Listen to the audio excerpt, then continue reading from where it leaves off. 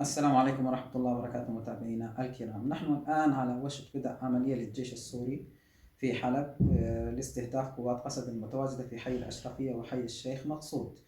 وأغلب المحللين السياسيين كما يتكلمون الآن أن هذه العملية ستكون محدودة والغاية منها الحد من قدرات قسد باستخدام الأسلحة الثقيلة كالراجمات وأيضا استخدام الطائرات المسيرة، يعني المعنى ضرب المنصات التي تنطلق منها تلك الطائرات وأيضا المنصات التي خصصت للراجمات.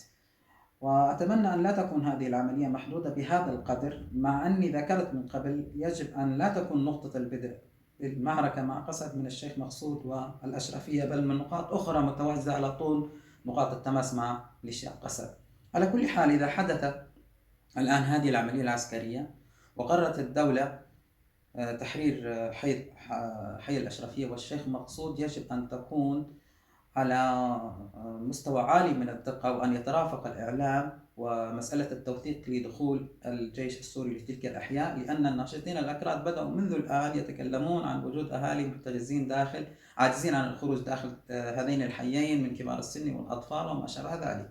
يعني نفس الدباج الذي كنا نسمعها من قبل، وهذا ما نبهت عنه في المقطع السابق. لذلك يجب أن يكون دخول الدولة مدروس جدا، وأن نستفيد من تجربة الساحل وتجربة السويداء. وموضوع أن العملية قد تكون محدودة والغاية منها تحييد قدرات قسد العسكرية، والله أتمنى أن ندرك حقيقة، وهي نحن أمام خيارين: خيار بقاء سوريا أو استمرار سوريا كدولة فاشلة ومنقسمة ودولة ضعيفة اقتصاديا وضعيفة من ناحية الخدمات والحياة المعيشية، ما بين أن نضطر أن نخوض حرب في سبيل الحفاظ على وحدة سوريا، وحتى تستطيع سوريا كدولة أن تستفيد من الخيرات والثروات الموجودة فيها، وخاصة في مناطق سيطرة قسد، وضرب قسد إخوتي وإسقاط قسد وإنهاء هذا المشروع الانفصالي سيؤدي مباشرة إلى إنهاء الفكر الانفصالي أيضا للميليشيات الميليشيات حكمة الهجري، وأيضا بقايا فلول النظام في منطقة الساحل. يعني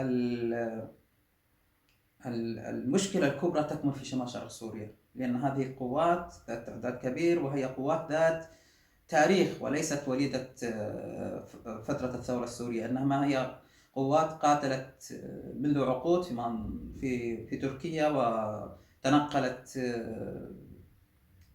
انتقلت إلى جبال قنديل واتخذت من جبال قنديل مقرا لها، فلديها تجربة في موضوع القتال. وأيضا التجمع الذي تتضمنه هذه القوات ذات عدد لا بأس به، إضافة إلى التسليح التي تمتلكه هو تسليح أمريكي. لذلك عند قيام الدولة السورية بضرب هذه الميليشيات وانهاء وجود هذه الميليشيات، نحن لسنا دعاة حرب، ولكن أحيانا الحرب تكون هي الحل. هؤلاء لا يريدون لسوريا الخير، لا يريدون سوريا أن تكون دولة واحدة، لا يريدون للشعب السوري أن يتنفس وأن يرتاح بعد كل هذه السنوات العذاب التي عاشها الشعب السوري. هؤلاء يريدون فقط سرقة خيرات سوريا والانفصال عن سوريا، ولا تعني لهم سوريا كوطن وكدولة أي معنى.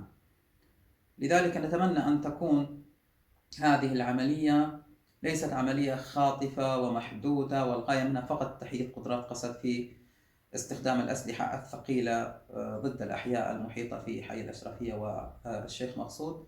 نتمنى أن تتمكن الدولة، بما أن اختارت البدء من هذين الحيين، أن تقوم بتحرير هذين الحيين بالكامل، وأن تكون إن شاء الله أن تكون منصة للانطلاق إلى عمليات أخرى وتحرير سوريا بالكامل، وخاصة شمال شرق سوريا، من تواجد هذه الميليشيات الإجرامية الإرهابية الانفصالية. والسلام عليكم ورحمة الله وبركاته.